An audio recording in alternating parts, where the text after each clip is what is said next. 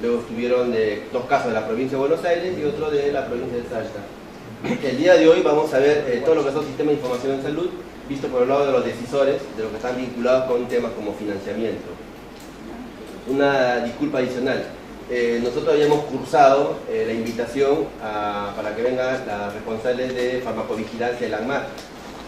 Ella había aceptado, pero antes, como este protocolo dentro de una institución pública, había que pedir permiso al director del ANMAT. El doctor Chiale estuvo al tanto, pero antes que nos responda, como ustedes ya es de público conocimiento, el doctor Chiale renunció al cargo. La doctora Chiale, la doctora que iba a venir a la charla, se disculpó porque hay una situación en que ya no puede aceptar algo que su jefe, el que recién han nombrado, todavía ni siquiera ha podido entablar conversación directa con él. Así es que corrimos la charla. A las 9:30 va a estar Daniel Luna, que nos va a contar la experiencia del Hospital Italiano, todo lo que ha sido el desarrollo del sistema de información en salud. Quizás es algo diferente a lo que hemos escuchado, porque ellos han desarrollado mucho y hay como una especie de brecha con respecto a otras instituciones en las cuales también han entablado el mismo camino, pero ellos tienen un avance muy significativo, muy interesante. Y bueno, él empezaría la charla ahora. Y para hacerlo más interactivo, nosotros pensamos reunir a todos los expositores y al final hacer una mesa, pero me parece que por los tiempos que se están dando ahora, cada expositor, una vez que termina de exponer, se abre el debate para hacer preguntas y respuestas, ¿sí? Como el día de ayer. Así que, Daniel, disculpa, te invitamos. Sí, ya empezamos. Vamos a empezar con Daniel Luna, que es tiene un cargo ahí en la parte de informática del Hospital Italiano. Entonces, él empezaría la charla, ¿sí? Bueno, gracias Gerardo nuevamente también por la invitación. En la charla de junio conté un poco cómo era el enfoque estratégico de los sistemas en el hospital. El hospital en realidad es una red, tiene dos hospitales, tiene un instituto de ciencias básicas, un instituto universitario y prepago con una red de 23 centros médicos propios que están distribuidos en todo el cono suburbano. Tiene más o menos una cartera de 150.000 afiliados, los cuales les tenemos que dar cobertura. Y les cuento eso porque luego algunos de los elementos de gestión clínica tienen que ver con el cuidado de esos pacientes. El hospital en este momento tiene un proceso ya alcanzado de informatización de todo el proceso asistencial, es decir, está informatizado todo, desde los turnos, cómo los llaman desde las salas de espera a los consultorios, un portal de salud, la historia clínica, todos los sistemas departamentales. Esto se fue dando a través de muchos años, llevamos ya casi unos 15 años trabajando en el desarrollo. En los inicios del proyecto, el hospital tomó la decisión de un desarrollo propietario, in-house, ante la necesidad de informatizar su registro clínico. Se llegaron a contar más de 27 archivos distribuidos para el área ambulatoria y un archivo central para el área de internación, y esto generaba una gran fragmentación de la información, duplicidad de información. Entonces se vio necesario la implementación de un sistema, se optó entre comprar y desarrollar, se optó por desarrollar, y junto con ello un fuerte compromiso al desarrollo de recursos humanos. Desde el año 2000 existe una carrera especialista en informática médica, médicos que estudian entre 2 y 4 años, dependiendo si tienen básica o no, si son de básica, sistemas de información aplicados a la salud, tanto médicos como enfermeros. Y ahí tienen un poco los hitos o los diferentes estadios que fue sufriendo el proyecto, el cual fue modular, fue escalable y fue progresivo en el tiempo. Obviamente no todo se informatizó de golpe, como podría haber sucedido si uno compra un sistema. También formó parte de nuestra planificación estratégica el hacerlo escalable y modular en el tiempo para lograr mayor aceptación en cuanto a la adaptación del equipo de salud al cambio que generaba en su proceso y en su workflow asistencial tener sistemas muy centrados en el registro asistencial, el registro de su quehacer asistencial. Si tienen ganas de ver un poco más en detalle, porque obvio que hoy vamos a enfocar en la agregación de datos y no en el proyecto en sí mismo, Hay un libro que se publicó con la gente de la CEPAL hace 2 años. Ahí tienen para bajar de internet, es un PDF. Yo igual les dejo las presentaciones, así que no se preocupen por estar anotando. Ahí tienen los últimos 12 años, los primeros 12 años del proyecto detallados, módulo por módulo, y un enfoque que denominamos basado en componentes, como para que puedan entender la lógica y el desarrollo de cada componente y cómo brinda servicios al resto de los sistemas, de los componentes en el sistema de información. Marco teórico muy básico, muy rápido para entender el porqué. Existe ya evidencia, si bien es escasa, pero existe evidencia que los sistemas de información pueden mejorar la calidad y la eficiencia de los costos. Eso, a través de un par de revisiones sistemáticas, se ya ha logrado demostrar evidencia no muy fuerte, pero existente. De la misma manera que los denominados sistemas de soporte a la toma de decisiones también han logrado tener evidencia que sustente su utilización. La ventaja de estos Clinical Decision Support Systems esencialmente es que colaboran con el médico en el proceso asistencial y mejoran outcomes, en principio, de cambios y mejoras en cuanto a la actitud de los médicos. Sin embargo, ya están en los últimos años apareciendo evidencias de cambios de outcomes clínicos, tanto outcomes clínicos duros en algunos dominios, como mejoras parciales en algunas enfermedades. Es muy difícil lograr estos objetivos, requiere una profunda reestructuración y enfoque sistémico del sistema de información, y el sistema de información debe ser la sombra de lo que representa el sistema de salud. Este es un elemento muy importante. Difícilmente puedan tener un sistema monolítico cuando tienen un sistema de salud fragmentado, que es lo que nos suele pasar a nivel nacional en nuestro país, bueno, en muchos de los países de Latinoamérica.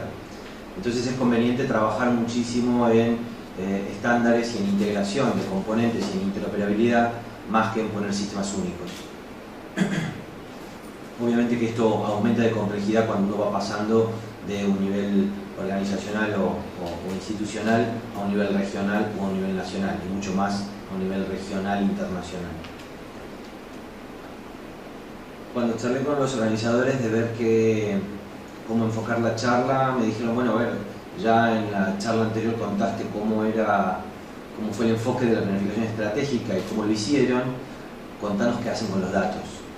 Y preparando la charla me pareció adecuado, hay muchísimo para mostrar, porque imagínense 15 años de desarrollo de sistemas, cada dominio tiene su propio proceso interno con su proceso de agregación de datos, es decir, extracción de datos, de captura, procesamiento y agregación de datos para su vida cotidiana. Yo voy a tratar de mostrarles un par de ejemplos más que nada, y más orientado a lo que se denomina gestión clínica, es decir, cómo los datos nos sirvieron para cambiar el proceso asistencial y el cuidado individual y poblacional. Desde el punto de vista de la gestión, obviamente que puede existir una gestión administrativa, es decir, información para la gestión administrativa, la transaccional. Difícilmente encuentren organizaciones de salud hoy que no tengan algún proceso informatizado, algún sistema para gestionar, y generalmente están centrados en el proceso transaccional. Gestión de recursos humanos, insumos, gestión financiera, gestión contable, gestión de camas, gestión de quirófanos. Generalmente e históricamente, en el devenir del proceso evolutivo de los sistemas de información, las computadoras sirvieron y mucho para esta gestión transaccional, debido a que son todos elementos binarios, son números, cama ocupada, cama liberada, se pagó, no se pagó, cantidad de dotación, cantidad de insumos comprados, costos por producto. La mayoría de las organizaciones de salud tienen, en forma embrionaria o muy desarrollada, algún componente en su sistema de información que le dé agregación de datos para el proceso transaccional. Obviamente que nosotros tenemos muchos de esos, algunos les voy a mostrar, muy básicos, pero luego viene lo que se denomina gestión clínica, y que lo que trata, y esto es mucho más difícil, es lograr abstraer la carga mórbida de los pacientes para luego con ello tratar de homogeneizar la práctica asistencial. Esto es muy difícil porque la computadora casi no ayuda en ello, debido a que en el ciclo del dato, desde la captura, el procesamiento y el análisis posterior, es necesario controlar la riqueza narrativa de los médicos en cuanto a tratar de representar la carga mórbida de los pacientes, ni hablar de los ajustes de riesgo.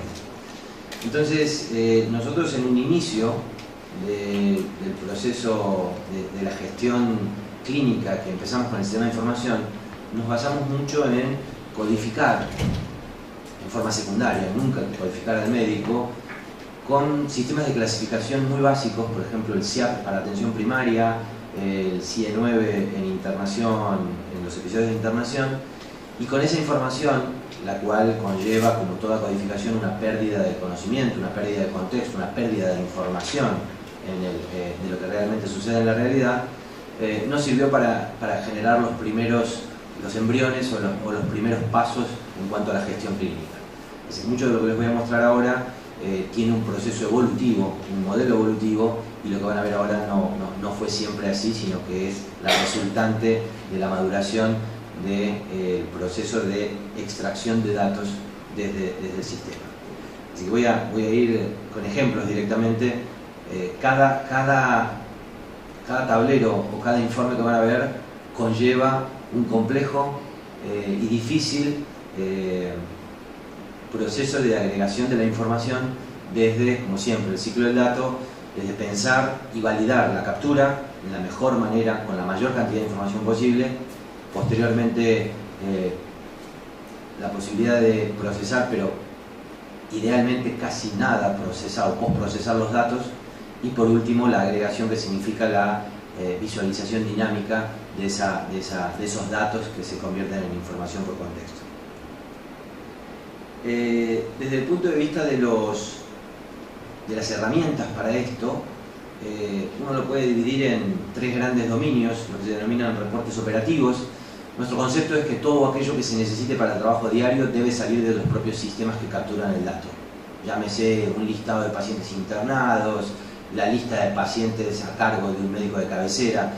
Esos reportes operativos, que generalmente son transaccionales, deben ser brindados en los mismos aplicativos. Luego viene lo que se llama tableros de comando. Esos tableros de comando requieren información consolidada. Ya no están en el entorno productivo. Se supone que tienen que ser, se llama curados, congelados y pasados a un repositorio de análisis para lo que se denomina inteligencia de negocios, o en nuestro caso el tablero lo tenemos en un data warehouse. Y por último, lo que se denomina el Clinical Research Informatics, que son todas las herramientas que, tomando esa información, ayuden. En el hospital se hace mucha investigación clínica, e investigación básica también, y la idea es que la información ya almacenada pueda ser extraída e identificada para procesos de investigación.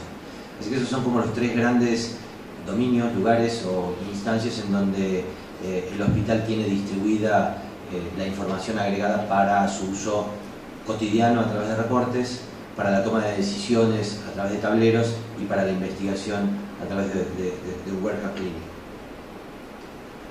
Nosotros usamos Cognos. Hay muchas herramientas, muchas. Nosotros, luego de un proceso de análisis hace varios años, fuimos cambiando de herramientas. En este momento, y digo en este momento porque eso es muy dinámico, utilizamos Cognos. Cognos es una herramienta de IBM para generar tableros, para hacer data warehouse.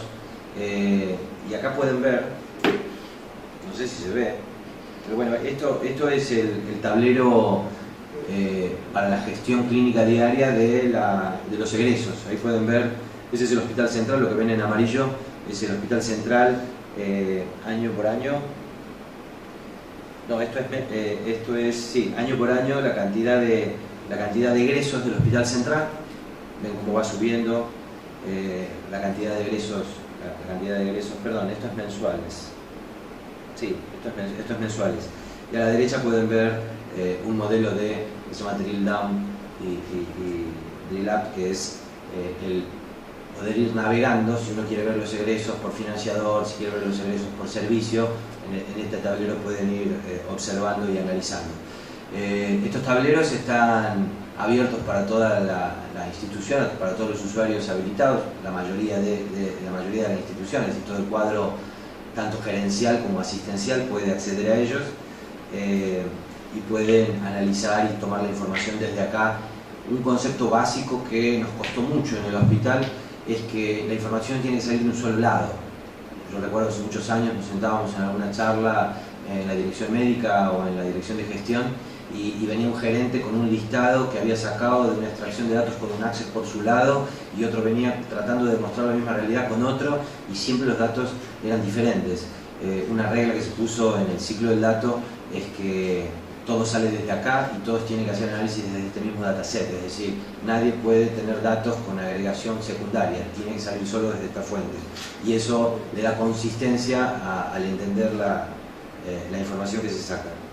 Este es también el tablero de ocupación, se puede ver en un modelo global. Este es el Hospital Central, para septiembre a mes consolidado del 2014, hace un mes, con el 84%. Fíjense que es una ocupación muy alta y es algo que tratamos de evitar, pero no hay posibilidades, el hospital está a capacidad completa. Esto es dotación, esta es la dotación ya vista en el transcurso de un año.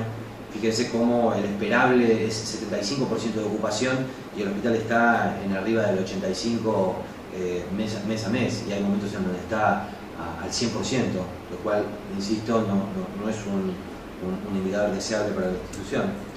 Estas son las consultas, tienen en trimestres, es decir, el mes anterior y en comparación con el mismo mes del año anterior, un modelo con el objetivo de la participación descentralizada, cobertura de terceros pagadores y del prepago. Esto es un modelo para ir navegando, es solo para que vean cómo se maneja el tablero de comando. Esto es tasa de uso de quirófanos, con cada uno de los quirófanos, el central, el de obstetricia, el de ortopedia, el cual muestra también que está, por más que se aumentaron más de 15 quirófanos en los últimos 2 años, hay 50 quirófanos entre los dos hospitales, están con una tasa de arriba del 85% también la ocupación de los quirófanos, y no estamos hablando de 8 a 20, estamos hablando de 24 horas. Este es el tablero de producción de trasplantes, también para poder verificar un indicador de producción, el tablero informa eso. El tablero del prepago, en donde muestra la cantidad, siempre se hace mes en curso, mes consolidado, mes anterior, mismo mes del año anterior, en donde están 157.000 afiliados y se puede eso luego ir abriendo por ingresos, egresos, consultas y cada uno de los planes. Acá tienen la distribución por edad, los mayores de 65. El hospital tiene desde hace más de 10 años un plan mayor, acepta pacientes mayores de 65 y es uno de los planes más rentables. Si en algún momento da la oportunidad, les explico por qué. Esos eran tableros operativos de transacciones, operativos para capacidad instalada y producción. Luego tenemos un segundo tipo de tableros que ya son mucho más asistenciales y que tienen que ver con indicadores. Nosotros, el hospital está desde hace 2 años en un proceso de acomodamiento de sus indicadores para la acreditación por la Joint Commission International, que se va a hacer en marzo del año que viene. Ya hicimos el MOOC este año y se tuvieron que crear varios de los indicadores para poder acompañar el proceso de certificación. La Joint nos exige. La verdad que fue una experiencia traumática para el hospital, pero muy beneficiosa. El paraguas de la Joint nos hizo cambiar muchos procesos administrativos y asistenciales para atender mejor. Entre ellos, por ejemplo, algo que no se medía, que tenía que ver con la evaluación inicial registrada en la documentación clínica de la valoración del paciente en las primeras 24 horas. Tenemos un tacómetro que va mostrando cómo está, esto se mide mes a mes y tenemos ya los últimos 3 años para poder ver. Ese es el tablero de la Joint, digamos, en el que nosotros llamamos indicadores asistenciales. Uno entra acá, vean arriba que tienen diferentes pestañas y en cada pestaña tiene un set de indicadores que luego cada grupo médico involucrado, para cada indicador en cada sector, está obligado a hacer un seguimiento del indicador y a documentar los procesos de mejora continua que tiene que realizar para lograr estar en el verde del tacómetro. Es decir, la idea es que esta herramienta sea la herramienta que usa directamente el responsable de terreno. Ahí tienen otro ejemplo de cómo se puede ir cada tacómetro. En este caso es la valoración de dolor en el paciente de día internado y pueden ver cómo fue aumentando el nivel de registro de esa valoración y la apertura por sectores. Los pediatras por lejos son el sector que mejor está registrando el dolor y eso implica cuando un servicio o una sección está con una baja aceptación, se trabaja, se genera un ciclo de mejora continua, se documenta la intervención, así sea charlas, procesos educativos, instancias de mejora en el registro clínico para facilitar a enfermería o a los médicos el registro de las escalas de dolor, y eso se puede ir evaluando. Lo que piden los auditores de la Joint es que cuando ven un dato, preguntan, no les importa el dato, les preguntas qué hicimos con el dato. Y este es un elemento importante para entender que el tablero, la agregación de datos, debe ser una herramienta que acompañe los procesos cotidianos, no una herramienta como una foto que luego nadie hace nada. Tenemos un modelo, no se genera un indicador, no se genera un elemento más en el tablero, sino va acompañado de un responsable, de un equipo, de la documentación del proceso y de la documentación de los ciclos de mejora continua. También tenemos el tablero, por ejemplo, estos son los proyectos del Departamento de Informática. Nosotros tenemos una PMO, que es una oficina de proyectos en el departamento, y también en el tablero tenemos la forma de medir cómo estamos trabajando, cómo estamos cumpliendo con los proyectos, más que con los proyectos, con los entregables dentro de los proyectos y la manera que van creciendo. Y fíjense que esta escalera que tenemos de cantidad de proyectos esencialmente tiene que ver con la cantidad de proyectos que nos solicitaron en este último año por la certificación de la Joint. Todo lo arreglamos en un sistema. Pasando un poco ya a gestión clínica específica, ya a nivel poblacional, ya no a nivel gerencial. El hospital entendió hace muchos años que al tener una población cautiva, una población a cargo, bajo su cuidado, debía generar un modelo de gestión clínica poblacional. Para ello se creó un programa esencialmente centrado en el prepago de pacientes con enfermedades crónicas. Obviamente que fue un programa centrado en los pacientes, interdisciplinario porque incluye enfermería, nutricionistas, fisio, kinesioterapeutas, enfermeros, médicos, asistentes sociales. Está altamente integrado al workflow asistencial. Esto significa que el programa se nutre del proceso asistencial, no es un programa que está aislado, en paralelo o funcionando alejado de lo que denominamos la trinchera, y tiene interacción entre diferentes sistemas. La historia clínica electrónica es el lugar donde se captura toda la información y en donde se vuelca toda la información de datos secundarios que se consigue de los pacientes. El portal personal de salud, que es una herramienta de intervención, y de comunicación para los pacientes. Un software específico que se creó para la administración y la intervención de estos pacientes con enfermedades crónicas. Y sistemas de soporte de la toma de decisiones embebidos para colaborar con el médico y con el paciente en la mejora de sus cuidados. Lo que hizo el sistema es romper un poco el modelo de radar, es decir, no estar esperando que los pacientes vengan a nuestro radar, a nuestro dominio cada vez que se acercan a los efectores, a los prestadores de salud, sino buscar el modelo de salir a buscarlos. Es decir, tratar de salir de esperar que los pacientes lleguen y salir a buscarlos. El flujo es, el único requisito es que el paciente esté empadronado, es decir, que yo lo tenga identificado en el sistema como una entidad única.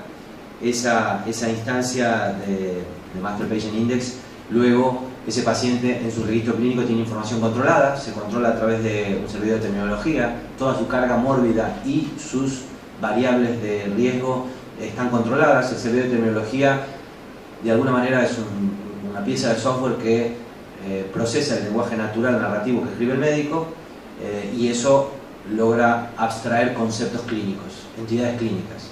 De ahí se toman las entidades clínicas mórbidas, las crónicas, y eso genera un proceso de enrolamiento. Ese enrolamiento, a través de reglas, ese enrolamiento puede generar verdaderos positivos o falsos positivos.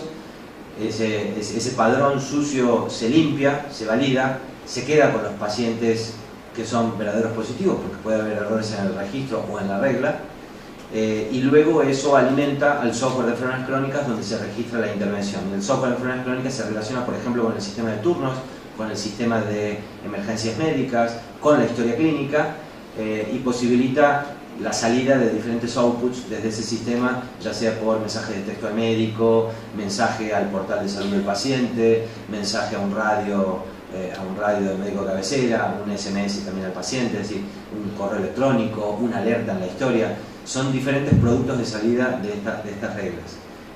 Y luego obviamente se cierra el círculo porque todo eso vuelve a la historia clínica, y una cosa básica es toda información clínica si bien yo le doy acceso desde el software de enfermedades crónicas, se almacena en la historia clínica. El software de enfermedades crónicas solo tiene metadatos administrativos. Toda la información clínica debe ir a la historia clínica del paciente, porque luego es lo que necesita el grupo asistencial para seguir asistiendo. Acá tienen un modelo básico de integración. El Clinical Data Repository con formularios estructurados en la historia clínica, laboratorio, imágenes, todos los departamentales, sistema de turnos, sistema de admisión de pacientes, todo eso genera el input. Hay reglas que corren todas las noches y buscan de pescar pacientes que van a ser los que alimentan ese padrón. Luego hay diferentes productos de salida, como les contaba, mensajería, solicitud automática de prácticas, generación de alertas, turnos, etc.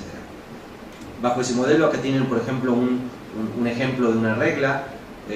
La regla se almacena, hay un repositorio de reglas. Pacientes con cáncer colorectal es un paciente activo, sale de los sistemas administrativos, mayor o igual a 18 años, sale de la tabla de personas, con diagnóstico de cáncer de colon. Esos son problemas activos en la historia clínica. Y ahí ven que a la derecha, abajo del 1 dice Subset ID. Subset ID, ¿por qué? Porque, para que se den una idea, hay 152 variantes léxicas para decir hipertensión arterial en nuestro sistema. O sea, los médicos nominan con errores, con variantes léxicas, con acrónimos, con diferentes instancias, 152 formas diferentes de decir hipertensión arterial. Entonces lo que se genera es lo que se llama un subset. Es todas esas variantes léxicas, cada vez que las escriban, van a conformar un grupo, una bolsa. En esa bolsa están todos estos description ID, eso es un subset. Entonces todas las variantes léxicas de cáncer de colon o la herencia semántica a través de la red de SNOMED posibilita que yo los pueda traer y no tengo que estar buscando un código, que un código muchas veces es una bolsa de datos. Entonces de esa manera se convierte en un proceso dinámico. Obviamente que hay errores, puede haber un error en el modelado, en la referencia del modelado con el SNOMED hecho por el modelador del servidor de terminología, y por eso es que si hay un falso positivo se sigue hasta el dato original y se lo arregla de forma original. Por eso es que no es automático y pasa por una instancia de curación de la información. Procedimientos, bueno, estos son los elementos con los cuales se traen posibles pacientes sospechosos de ello. Esperen que me fui al final. No, voy más rápido, no se preocupen.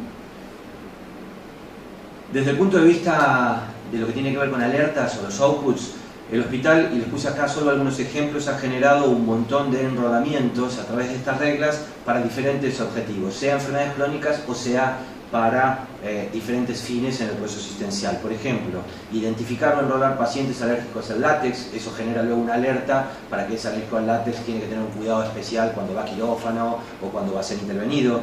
Antecedentes de Klebsiella, tanto Klebsiella como EBR, bajamos la tasa de infecciones.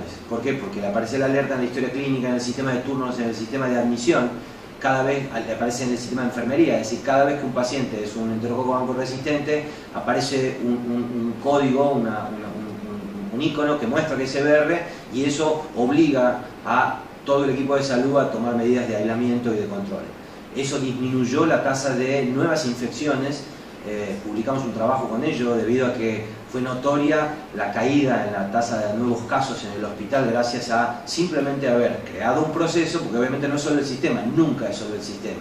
El sistema es una herramienta, es un proceso, un consenso, un modelo, y que la herramienta del sistema colabore para evitar olvidos. Directivas anticipadas, los pacientes hoy a través del comité de ética del hospital firma sus directivas anticipadas, y cuando un paciente tiene directivas anticipadas aparece una alerta en la historia y las acciones médicas se toman en base a esas directivas anticipadas. El grupo sanguíneo, debido a errores que detectamos, la JOIN nos obligó a certificar y a documentar los errores. Algunos errores se sucedieron por instancias que tenían que ver con el grupo sanguíneo, entonces lo pusimos como cada vez que el paciente tenía en el sistema registrado su grupo sanguíneo, lo agregamos como un icono, como un tag, como un flag, como una cucarda que identifica a ese paciente. Enfermedades crónicas, cuando un paciente está enrolado en alguno de los programas de enfermedades crónicas, aparece un icono, ese icono posibilita la interacción entre el médico y el equipo de intervención, los monitores, para poder generar envío de información, pedido de aclaración, pedido de más información. Rechazo de transfusión, tenemos una gran comunidad de pacientes testigos de Jehová y que cuando hacen su directiva anticipada de rechazo de transfusión, lo que firman queda documentado en uno de estos tags. La participación en protocolos, El hospital hace muchísimas investigaciones con protocolos multicéntricos y armamos un modelo para que todo paciente que sea enrolado, luego aparte de pasar por el Comité de Ética de Protocolos, es enrolado en un modelo que está en el sistema, y todo paciente que está en un proceso de un protocolo tiene todos los datos del protocolo y el avance y los puntos de contacto con el PA y con los monitores puestos en el sistema. Si alguien cree que hay un efecto adverso, automáticamente puede comunicarse con los encargados del protocolo para tener un modelo dinámico de integración. Y prácticas preventivas, algunas les voy a mostrar. Ahí tienen, esta es nuestra historia clínica. Acá tienen esto que les estoy contando, todos esos iconos o flags representan algunas de estas instancias. Y acá tienen, por ejemplo, esta es una paciente mía con una alerta de práctica preventiva.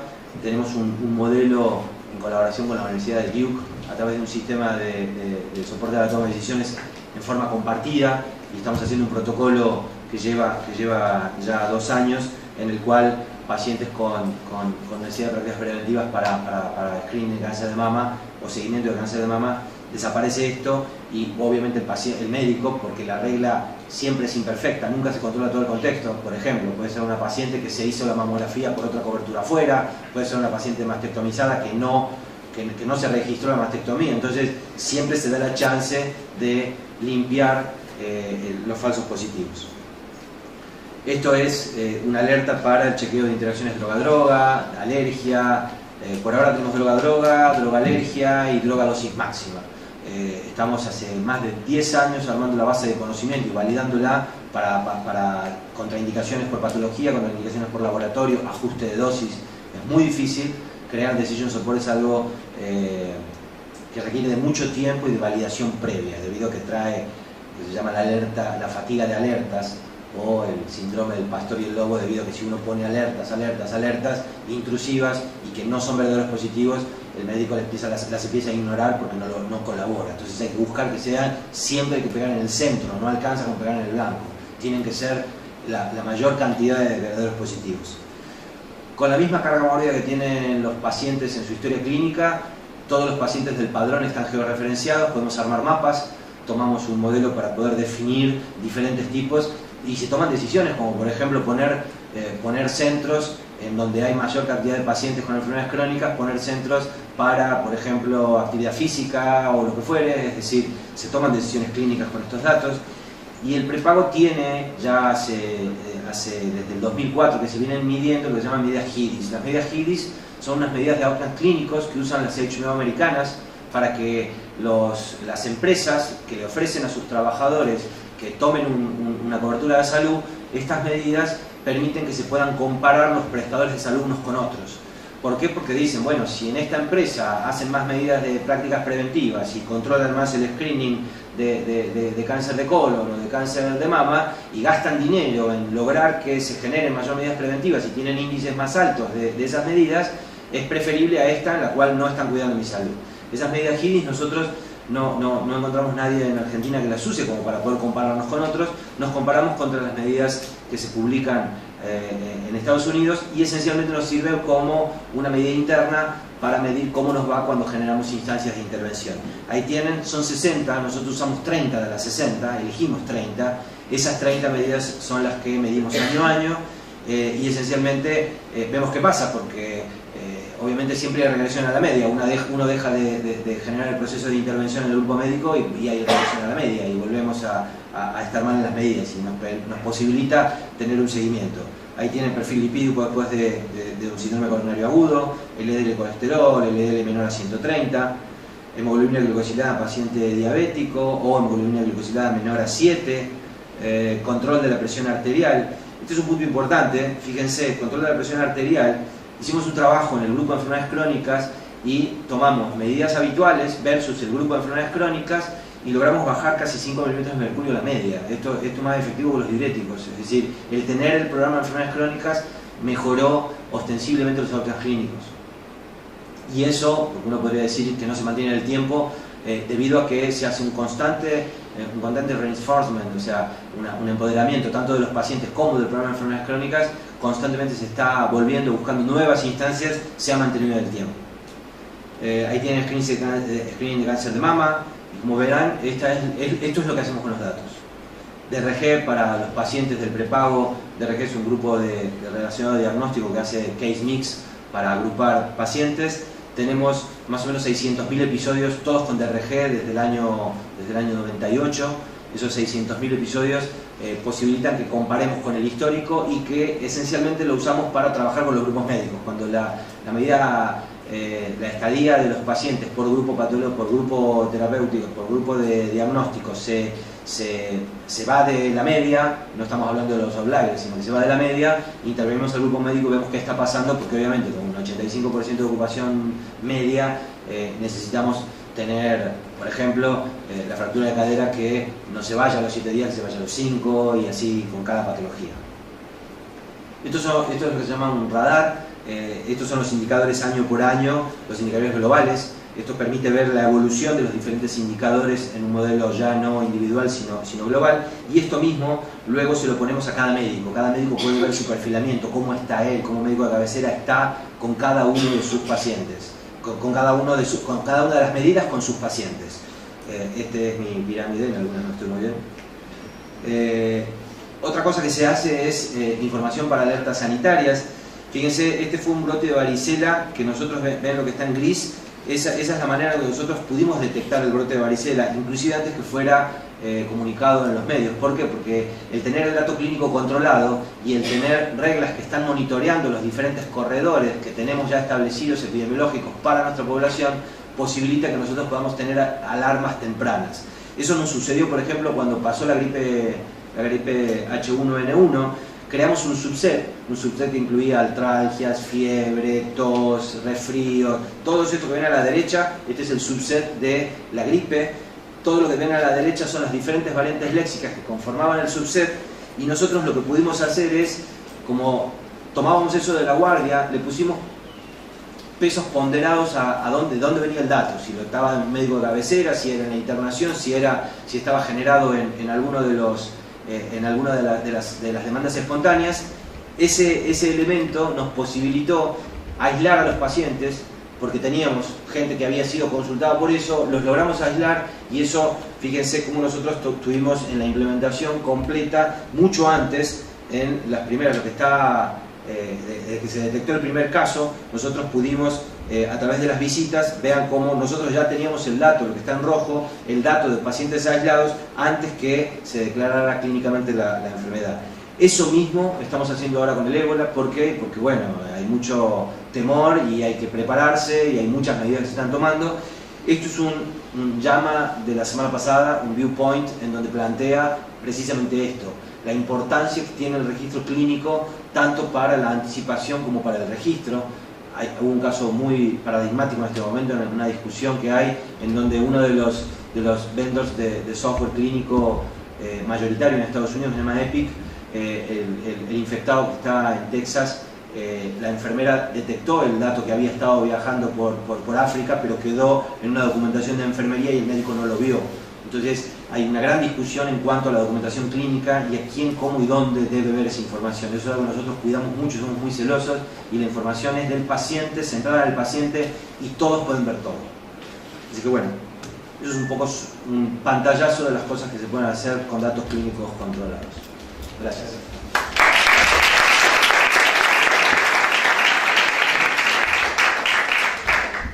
Bueno, se abre un espacio para preguntas. ¿Ahora o sí, ahora? Bueno.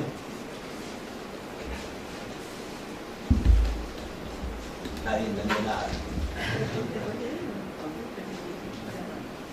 Yo lo que hice una pregunta, con toda la información que Y tiene, alguien tiene que preguntar, si no quedamos mal. se está pensando en hacer, por ejemplo, algunos indicadores de calidad de servicio del sistema, que mide la calidad del sistema de salud en relación al paciente. Se pueden crear algunos indicadores específicamente que midan calidad de servicios, Bueno, pero como un dato global. Pero lo que pasa es que la calidad es algo muy genérico, muy abstracto, muy grande. Bajame de detalles y te digo si tenemos un indicador o no. A ver, ahí te mostré, hay un tacómetro que dice cantidad de registro de evaluación de dolor. Eso es un indicador de calidad, un paciente internado. Cantidad de pacientes con evaluación primaria hecha dentro de las primeras 24 horas. Hay más de 150 indicadores solamente para la joint commission, es decir, indicadores de calidad. no conozco otro indicador de calidad más fuerte que la Joint Commission para procesos asistenciales. Ahora, si me decís un indicador de calidad a nivel global, a nivel sanitario, yo no lo conozco. No sé, HIDIS es un indicador de calidad para el proceso ambulatorio en poblaciones. No sé qué otra medida de calidad. Pensaba en el sentido que pueda ser comparado con otros. Y bueno, todas esas son instancias con medidas de calidad internacional. La Joint Commission tiene más de 2.000 hospitales acreditados, así que podés compararlos. La HIDIS, hay más de, creo que 1.600 prestadores HMO que tienen mediciones de HIDIS. Ahora me preguntás, ¿podemos medir con calidad a nivel nacional? Yo no conozco ningún indicador de calidad. Bueno, la gente del ITAES o de SACA me va a matar, pero yo no veo que estén generalizados y que haya un porque a mi entender el proceso básico es que Argentina carece de datos clínicos controlados.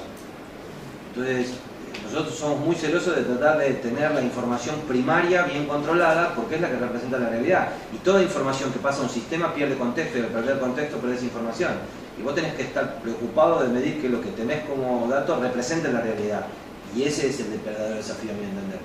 Ahora, no conozco otra medida global. Por ejemplo, con otros indicadores que tienes y en algún otro institución tipo hospital italiano se pueden hacer algunas comparaciones para ver en qué situación están, por lo menos como es algo desarrollado de manera individual.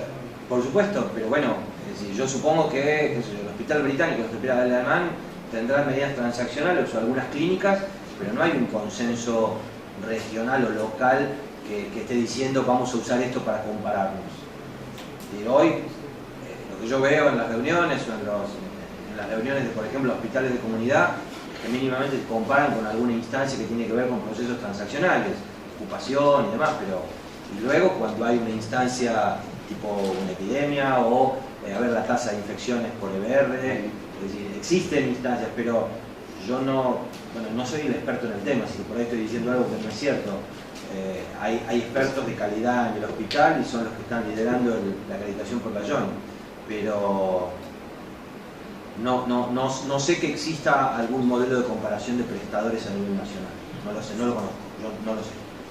Por el lado de servicio de administración sí lo he visto, porque inclusive hay normas tipo ISO que miden eso. Pero son más por el lado de gestión de servicios administrativos, sí, más que por el lado el hospital, y eso he participado, somos muy críticos con las ISO, porque la ISO mide proceso, no mide resultado. Entonces vos podés tener caramelos de estiércol y la ISO te va a decir que los hiciste perfecto, pero después el sabor es estiércol.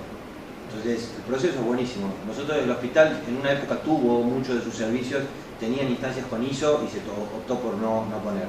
El hospital hace como de 10 años tomó el modelo FMQ de calidad, que es el modelo europeo. El modelo FMQ es un modelo muy adecuado para generar un proceso de liderazgo y de cambio interno, y luego sobre ese proceso definió la acreditación por la Joint. Esas son las instancias y nosotros optamos por un modelo de certificación de calidad a nivel internacional. Luego, les cuento que cualquier iniciativa de proceso de calidad a nivel nacional va a estar bajo el paraguas de ese proceso internacional, porque, les repito, se genera una transformación organizacional. La Joint es extremadamente estricta y se genera un proceso de transformación, y hay una transformación que sin ese paraguas estoy seguro que hubiera sido muchísimo más difícil de conseguir. Ustedes entiendan, cuando tienen un hospital donde tienen un montón de próceres adentro y donde vienen haciendo hace 150 años lo mismo, bien, según ellos, y haciendo todo bárbaro, y vos medís, haces un mínimo análisis y ves que hay cosas que son un desastre, ¿cómo le decís que lo tienen que cambiar si están ganando plata, siendo famosos? Entonces, el paraguas de la Joint, la verdad que nos vino muy bien para que, porque bueno, no pueden decir eso está mal, ¿sí? Que es académicamente incorrecto, entonces nos vino muy bien, yo estoy seguro que el paso que dio el hospital para acreditar con la Joint generó un proceso de transformación con un cambio cualitativo sin parangón en los últimos 160 años del hospital. Estoy seguro de eso. ¿Te puedo aplaudir? Fui políticamente incorrecto, ¿no? Una pregunta. Así como las que son de información pública. Espera, te hago un dato. Tuve una charla la semana pasada en la Asociación de la Economía de la Salud, ¿no? Y me tocaba hablar de guías de práctica clínica. Guías, vías y protocolos. Y yo mostré un poco cómo hicimos algunas guías y demás.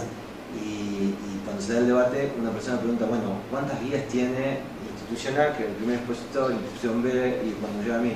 Yo dije, yo voy a ser sincero, no hay guías, no tenemos guías. La Joint nos obligó a tener 5, tenemos 5 porque nos obligó la Joint, pero en mi hospital fue imposible poner una guía práctica clínica consensuada en ningún servicio nunca, en 160 años. Entonces, ¿por qué? Porque de nuevo es esto, el problema no es la guía, porque la guía hay 1 millón, la sacás, la consensuás, el problema es el manejo del cambio para que luego la guía se convierta en cable. La Joint lo que está posibilitando es eso, nadie discute que debe hacerse así.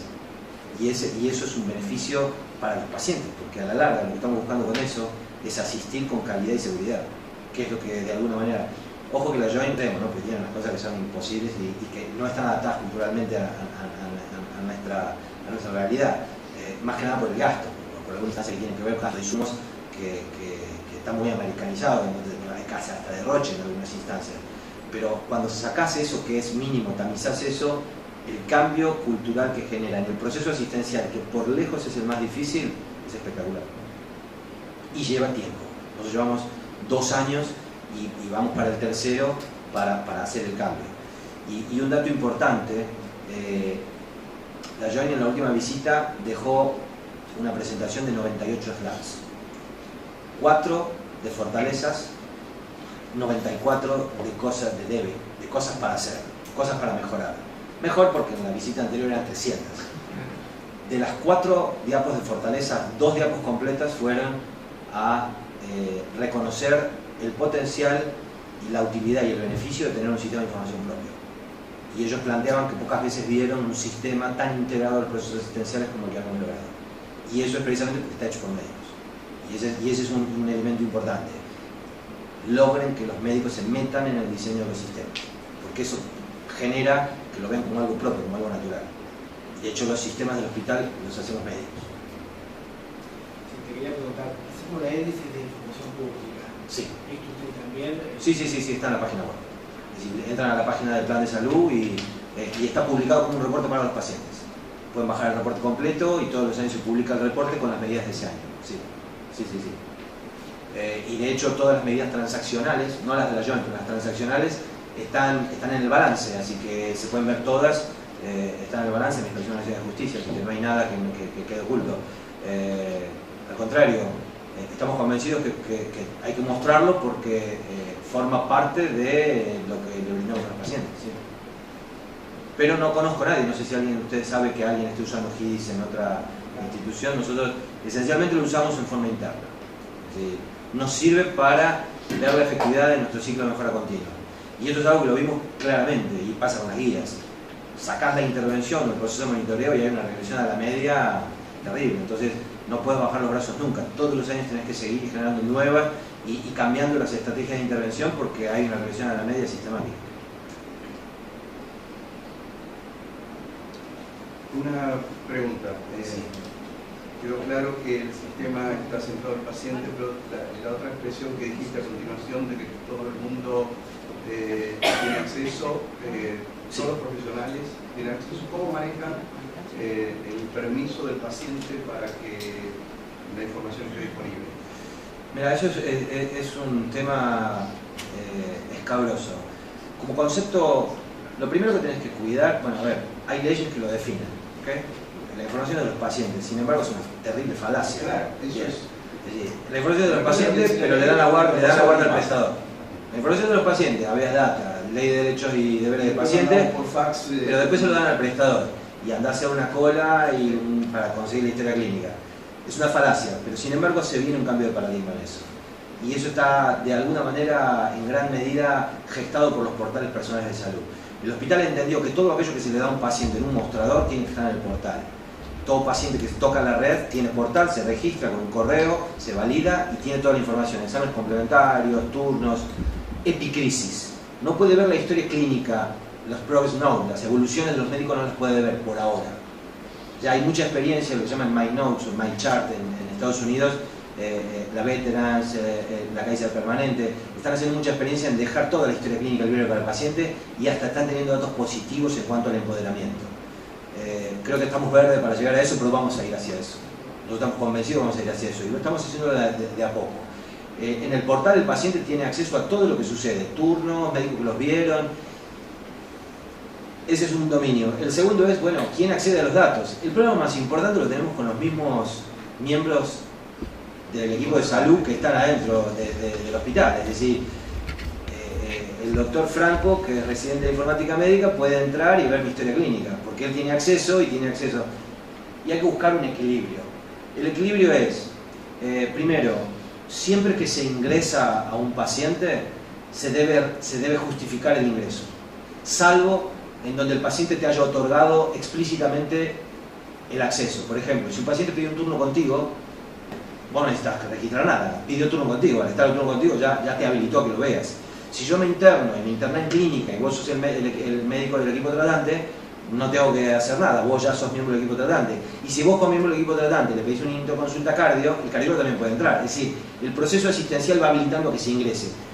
Esa es la línea válida. La no válida es, si yo tengo que entrar porque estoy de guardia y ese paciente se descompensó y soy cardiólogo, entro y justifico. Digo, descompensación, paro, lo que sea, y puedo entrar. Ahora, lo que queda es lo que se llama un transaction log. Todo aquel profesional que ingrese en la historia clínica queda en una lista y el paciente lo puede ver. Y si el paciente o el médico visualiza algo que no está de acuerdo, tiene una vía interna para denunciar ante el Comité de Ética de Comportamiento Profesional, que depende de la dirección. Eso llega, hay un procedimiento, se denuncia y luego se toman acciones. Y hay médicos que se han desvinculado del hospital por faltar a esa instancia. Lo que estamos por poner ahora, porque no alcanza, porque el daño ya está hecho. Vos sos médico, yo entro, hemos tenido una denuncia, por ejemplo, de una profesional que médicas de su entorno social profesional divulgaron datos asistenciales y bueno, denunció, lo vio que entró esa médica que no correspondía y demás, no había justificación asistencial, pero el daño está hecho. Entonces lo que vamos a hacer es desde el portal de salud, por ahora, miembro del equipo de salud puede parametrizar si quiere que para que ingrese cualquier persona ella le tenga que dar una clave y puede registrar la clave ahí, o simplemente deja librado al proceso asistencial global como cualquier paciente. Esto hay que hacerlo con el rol institucional y hay que hacerlo con los BIP. Se internó un día Menotti y tuvo 273 accesos. Estaba Silvina Luna y tuvimos hasta una demanda. Entonces, esto lo hacemos para proteger la privacidad de rol institucional y BIP. BIP o personas que puedan llegar a solicitarlo. Tercera etapa, vamos a poner esto directamente en el portal para cualquier paciente, que sea una decisión del paciente. Y siempre hay un rompe el vidrio, es decir, hay una instancia de acceso en una guardia porque llegaste en coma y lo que fuere, pero bueno, eso está hiperauditado y tenés que justificar para poder ingresar.